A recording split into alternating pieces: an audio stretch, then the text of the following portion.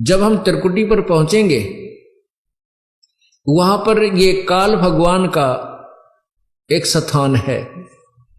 वहां पर एक धर्मराय नाम से बैठा है जो इसका लेखाकार है, काल का अकाउंटेंट है।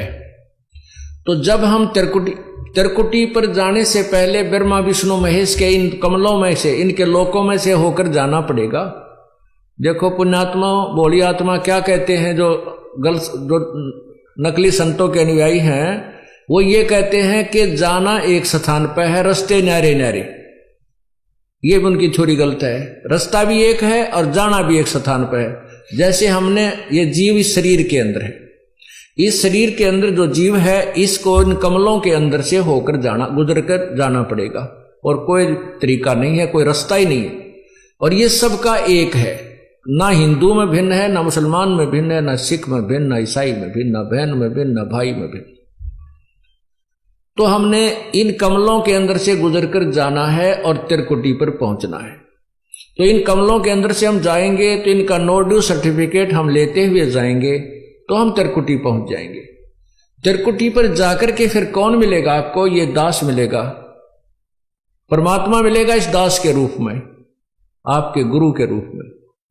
और वहां फिर आपका हिसाब कराएगा इस काल से। नहीं वो डंडी मार जाएगा, वहां पर डंडी मतलब हेरा फेरी नहीं करेगा। वहां क्या लालच लोभ दिखाए जाएंगे? जो आपने कर्जा उतार दिया ब्रह्मा विष्णु महेश का, यह मंत्र जाप करके जो आपको प्रथम मंत्र दिया जाता है, उसके बाद भी आपका ढेर सारा धन बच जाएगा, इतना बहुत गणा धन का मतलब ये कमाई बच जाएगी। वहां आपको लालच दिया जाएगा कि देख आपकी इतनी कमाई है, इतने वर्ष तक ब्रह्मा के लोक में ऐसे ठाठ करेगा, वहां ऐसा महादेव बनेगा, वहां पर इंद्र बन जाएगा, ऐसे ठाठ करेगा। ये फिर वो दूसरा मंत्र आपका है विष्णु जी का जो हम देते हैं, उसके कहते हैं इस विष्णु मंत्र की इतनी कमाई तेरी और बच रही है, इस विष्णु के लोक में तू ऐसे ठाठ करेगा, वहां बड़ा स्वर्ग बना हुआ है। फिर शिव जी का मंत्र है, दुर्गा का भी मंत्र है, यानी इतनी कमाई आपकी बनी बच रही होगी। और वहां पर फिर आपको ट्रेलर दिखाए जाएंगे, जैसे ग्राहक होते हैं ना फंसाने के लिए नारे नारे अपने दिखाते हैं वो बिजनेसमैन दुकानदार, तो वो ट्रेलर दिखाए जाते हैं। देख उस लोक में कैसे नाच गाने हो रहे हैं, ऐसे ऐसे तेरा दे ऐसा रेस्ट हाउस है, ऐसा कमरा मिलेगा तुझे, वहां पर इतने डांस होंगे, ऐसे होंगे, ये ठाठ हो।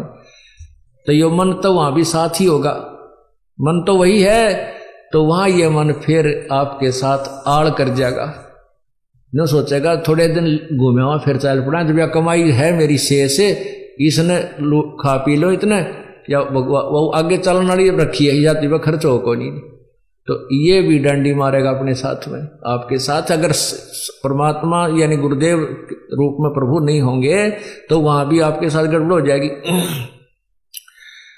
तो वो गड़बड़ उनके साथ होती है जो गुरु से थोड़ा बहुत विमुख हो जाते हैं, श्रद्धा पूरी रहती नहीं, और लेकिन गुरुद्रोही ना होते, उनके साथ ये डंडी ये गड़बड़ हो जाती है।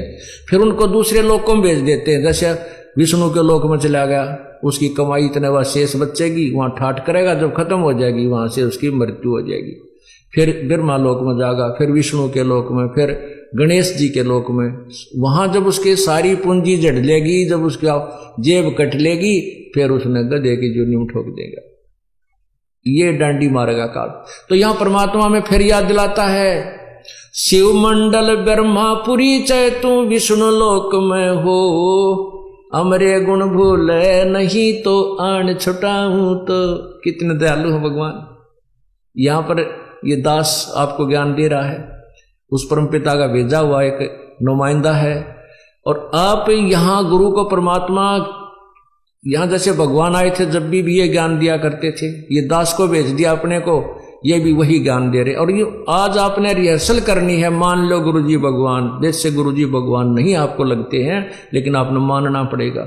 जैसे गणित के सवाल को हल करने के लिए मानना पड़ता है, मान लो मूलधन 100 रुपये, वो 100 रुपये मूलधन मानने बिना वो वास्तविक मूलधन प्राप्त नहीं हो सकता। तो गुरुदेव को आपको भगवान स्वरूप मान करके उसके अनुसार उसके साथ अपनी क्रिया करते हुए तो भगवान मानना होता है।